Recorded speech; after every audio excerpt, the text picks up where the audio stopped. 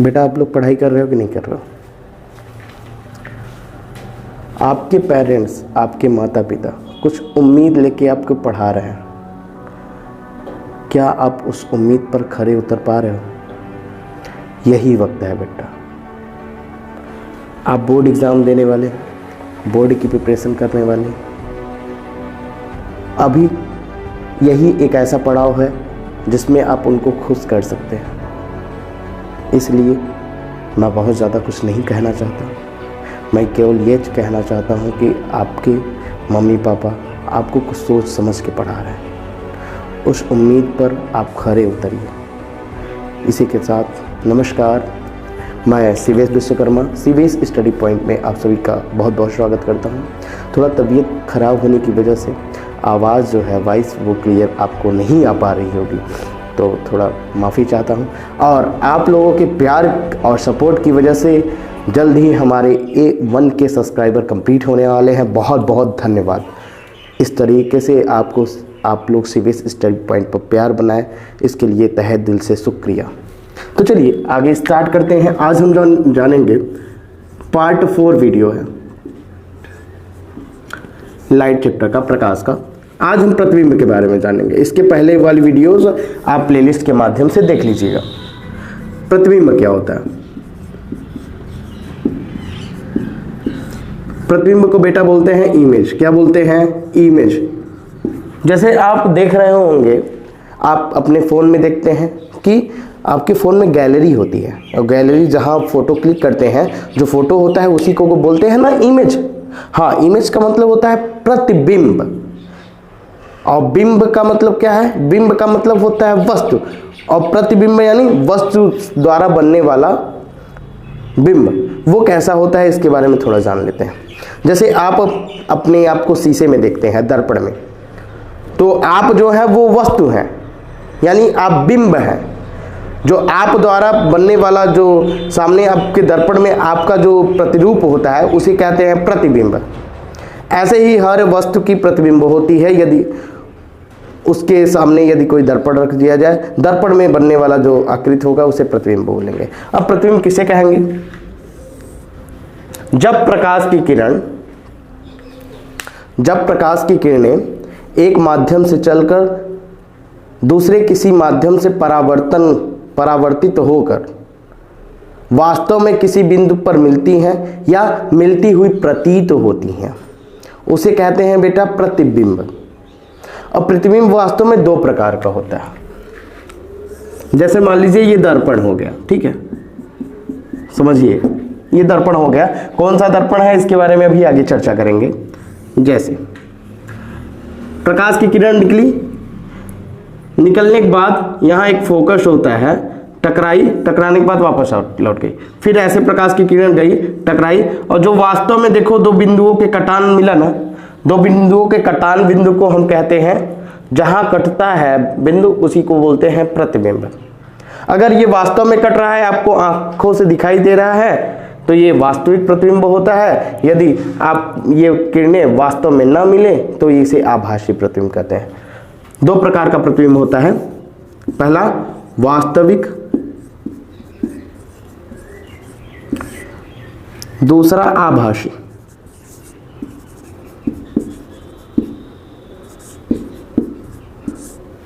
वास्तविक को real image बोलते हैं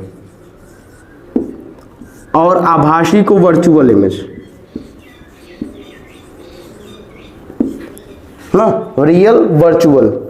अब रियल यानी वास्तविक, वास्तव यानी जब प्रकाश की किरणें वास्तव में किसी बिंदु पर मिले। वास्तव कहने का तात्पर्य क्या है बेटा? हाँ, रियल। और रियल शब्द आप लोग यूज करते हैं ना कि यार रियली वर्ड का आप लोग ज्यादा यूज करते हैं। वास्तविक का मतलब है आपको जो आंखों से तात्पर्य दिख जाए वो वास्तविक है ना, यानी ये किरणें जो है वास्तव में मिलेंगी। और वर्चुअल यानी आभासी, आपको केवल आभास होगा यार कि हाँ कहीं पर मिलती होंगी या आगे जाके मिलेंगी।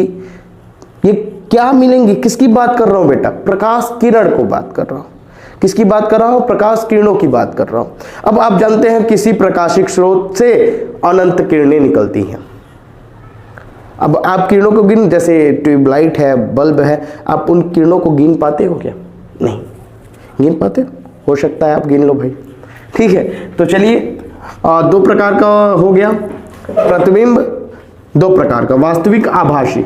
वास्तविक प्रतिबिंब का क्या गुण होता है? वास्तविक प्रतिबिंब को पर्दे पर लिया जा सकता है। कहने का तात्पर्य है पर्दा क्या होता है बेटा? पर्दा कहने का तात्पर्य है, पहले चलता था पर्दा वाली टीवीज वगैरह चलते थे, 90s सेशन में पर्दे वाली टीवीज चलती थी, यानी प्रोजेक्टर लगाया जाता था। प्रोजेक्टर आज भी बड़े बड़े स्कूल वगैरह कॉलेज वगैरह में लगे होते हैं प्रोजेक्टर, और प्रोजेक्टर से निकलती है ऐसे डब्बे टाइप का रहता है, उसमें से ऐसे प्रकाश की किरण निकलती है। यहाँ पर प्रकाश रहेगा, प्रकाश की किरण निकलेगी, यहाँ पर्दा लगा दिया जाता है, पर्दे पर वो प्रकाश किरण जाके मिलती है, प्रदीप्त होती है। तो प्रदीप्त होगी तो आपको दिखाई देता है, जो प्रोजेक्टर के माध्यम से दिखाना चाहते हैं वो दिखाई देता है। तो प्रोजेक्टर से क्या निकलती है? प्रकाश की किरण निकलती है। तो यानी प्रकाश किरण जो कैसी होती है? वास्तविक।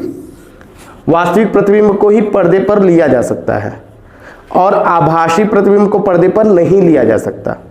इनका गुण है। अब आप परिभाषा को नोट डाउन करना चाहे तो लिख लीजिए। तो बेटा प्रतिबिंब क्या होता है देख लो, फिर से आप परिभाषा के रूप में लिख लो। वस्तु के किसी बिंदु से, वस्तु के किसी बिंदु से चलने वाली प्रकाश किरणें परावर्तन या अपवर्तन के पश्चात, वैसे मैंने परावर्तन तो पढ़ाया है, अपवर्तन अभी पढ़ाना बाकी है बेटा, तो अपवर्तन मैं लेंस में पढ़ा दूंगा। परावर्तन या अपवर्तन के पश्चात जिस बिंदु पर मिलती है या मिलती हुई प्रतीत होती है, उस बिंदु को प्रतिबिंब कहते हैं। समझ में आया बेटा? वैसे हमने पहले ही ओवरव्यू दे दिया है आपको, आप समझते चलिए, कोई बात नहीं है।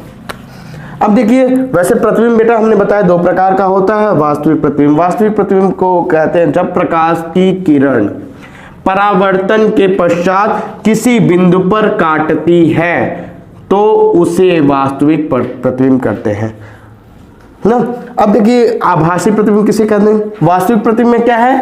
काटती है ना, वास्तव में काटती है, लेकिन आभासी प्रतिबिंब क्या होता है? काटती हुई प्रतीत होती है ना। काटती हुई क्या होती है? प्रतीत होती है। प्रकाश की किरणें जब परावर्तन के पश्चात क्या होता है? उनमें काटती हुई प्रतीत होती है। ठीक है, अब हम जानते हैं बेटा दर्पण के बारे में। ठीक है, यहां तक आप नोट डाउन कर लीजिएगा, स्क्रीनशॉट ले लीजिएगा। ठीक है, आगे चलते हैं। वीडियो पोस्ट करके आप नोट डाउन कर लिया करिए वैसे। ठीक है, अब हम जानते हैं दर्पण के बारे में। तो बेटा ऐसे ही जान लो, दर्पण किसे कहते हैं? दर्पण को अंग्रेजी में बेटा हम बोलते हैं मिरर। क्या बोलते हैं? मिरर। मिरर। अब देखो मिरर किसका बना होता है? मिरर भी बना होता है कांच का बना होता है ना। कांच का बना होता है। कांच के अगर हम एक तरफ आयरन ऑक्साइड या पारे से पॉलिश कर दें, बेटवा तुम्हारे पास कांच, अगर हम कांच तो दे दें और कांच के एक तरफ तू आयरन ऑक्साइड या पारे से पॉलिश कर दे, तो वो क्या होए? एक तल तो पॉलिश हो जाए ना, और दूसरा तल तो हर फोटोना दिखाई लगे वो में, और जो फोटोना दिखात है ना वही होता का प्रतिबिंब, यानी इमेज में बने लगे ना, और ओमे इमेज बना तो वही तो हर का है प्रतिबिंब। यानी कांच का रहे और कांच के एक तरफ तू आयरन ऑक्साइड या पारे से पॉलिश कर देबा, तो जोन आयरन ऑक्साइड या पारे से पॉलिश करबा एक तरफ, दूसरे तरफ जोन बा तो हार चेहरा दिखाई लगे, तो वो का होए? वही कहथिन दर्पण। का हो बन जाता दर्पण। अब एक परिभाषित का कैसे करथिन? कांच का बना ऐसा समायोजन, कांच का बना ऐसा समायोजन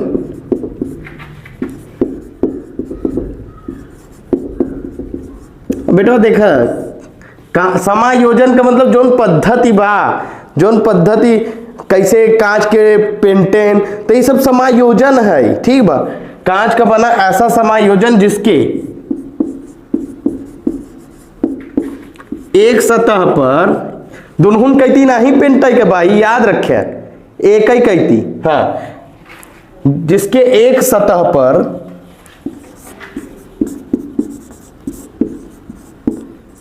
आयरन ऑक्साइड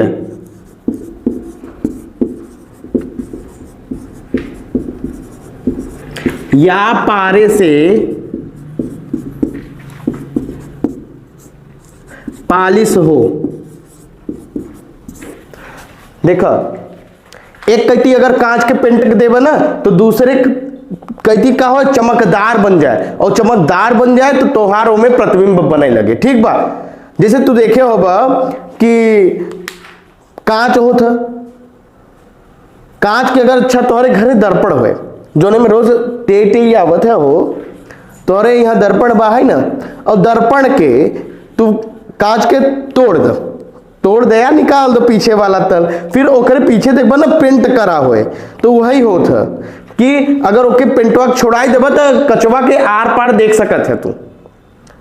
तो यानी वो क्या है, दर्पण है। और दर्पण किसका बना होता है, कांच का बना होता है। कांच का बना ऐसा समायोजन जिसके एक सतह पर आयरन ऑक्साइड या पारे से पालिश हो तथा दूसरी सतह जो हो परावर्तक हो या परावर्तक बन जाए तो उसे क्या कहेंगे, दर्पण कहेंगे।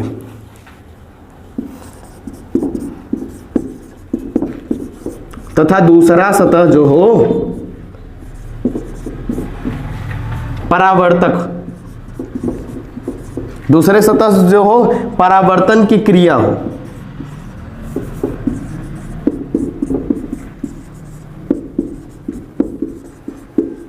तो उसे क्या कहेंगे, दर्पण कहेंगे। वैसे बेटा दर्पण जो होता है ना दो प्रकार को होता है, इतना तक पहले लिख ला, फिर से बोल देते। कांच का बना ऐसा समायोजन जिसके एक सतह पर आयरन ऑक्साइड या पारे से पालिश हो तथा दूसरे सतह परावर्तन की क्रिया हो, उसे क्या कहेंगे, दर्पण कहेंगे। यहां तक हो गया हो तो इरेज कर दे हम। और देखा बेटा हम पहले ही बताए दे है कि वीडियो पोस्ट करके लिख लिया करा। ठीक बा, चल इरेज करी, ठीक बा, चल। अब देखा मेहनत करत है हम, मेहनत का परिणाम नहीं मिलता तो देखा मजा नहीं होता। ठीक बा, देखिए बेटा हम लोगों को चाहिए होता है आपसे सपोर्ट, और अध्यापक को क्या चाहिए होता है, बच्चों से प्यार चाहिए होता है। और अध्यापक को प्यार नहीं मिलता बच्चों से तो अध्यापक का पढ़ाने में मन नहीं लगता। और हम लोगों का YouTube पर जो पढ़ा रहे हैं तो उस पर प्यार कैसे पता चलता है, आपकी लाइक की वजह से। आप वीडियो शेयर करते हैं, कितने बच्चों तक पहुंच रहा है, तो हम लोगों को उत्सुकता होती है कि यार और वीडियो बनाओ। नहीं तो हम लोग बनाने के लिए ऊब जाते हैं कि यार वीडियो जब बच्चों को अच्छा नहीं लग रहा है हम लोग डिमोटिवेट हो जाते हैं। ऐसा नहीं कि आप लोग ही डिमोटिवेट होते हैं, हम लोग भी डिमोटिवेट हो जाते हैं। जब आप लोगों से प्यार मिलना बंद हो जाता है तो हम लोग भी डिमोटिवेट हो जाते हैं। इसीलिए आप क्या कीजिए, आप बच्चों तक शेयर किया कीजिए जिससे और बच्चों तक लाभ हो सके। ठीक है, आगे चलते हैं। तो यहाँ तक समझ में आएगी ना। आगे देखा दर्पण जो होता बेटा दो प्रकार का होता। कौन कौन, पूछबा ना सर जी से कौन कौन, तो पूछा का कौन कौन सर जी, एक समतल का समतल और दूसरा का गोलीय। हाँ बाबा, दर्पणों में दर्पण होता। ठीक बा, एक तो होता समतल, दूसरा होता गोलीय। समतल के बोला थीन प्लेन, का बोला थीन प्लेन, और गोली के बोला थीन स्फेरिकल। यानी समतल और इनका बाबू का नाम लेबा न का समतल, इनका बाबू का नाम बा दर्पण। तो यानी समतल दर्पण यानी प्लेन मिरर, और गोली दर्पण यानी स्फेरिकल मिरर। समतल दर्पण के कैसे पहचान बा बेटा, अब हम देखा दर्पण का परिभाषा बताई दे है, दर्पण का परिभाषा जाना था। ठीक है, अब समतल दर्पण को बताई देते, ऐसे ही समझ लो। जोने का तल ना बेटवा समतल हो, सीधा हो ना तो ओके समतल। देखा रोज शीशा देख क्या होता, ओके टच करके देखा, ऐसे रगड़ा जरूर, ऐसे टच कर, और टच करबा तो तोके पता चल जाए कि कौन दर्पण है। अगर प्लेन बा है तो समतल यानी प्लेन मिरर, और अगर गोली बा तो ओके गोली दर्पण कहते ना। शब्दन से पहचाना, देखा तत्व नाम यथो गुण, जैसा जिसका नाम होता है वैसा उसका गुण होता है, और होना भी चाहिए। जैसे कोनो लड़का को ना इस्माइल नाम बा तो आजकल उल्टा ही होता हो, इस्माइल न कह के वो हमेशा दुखी रहता है, तो ऐसा नहीं करे के बा तो के पहचान के। ठीक बा, आगे देखिए समतल दर्पण यानी ऐसा दर्पण जिस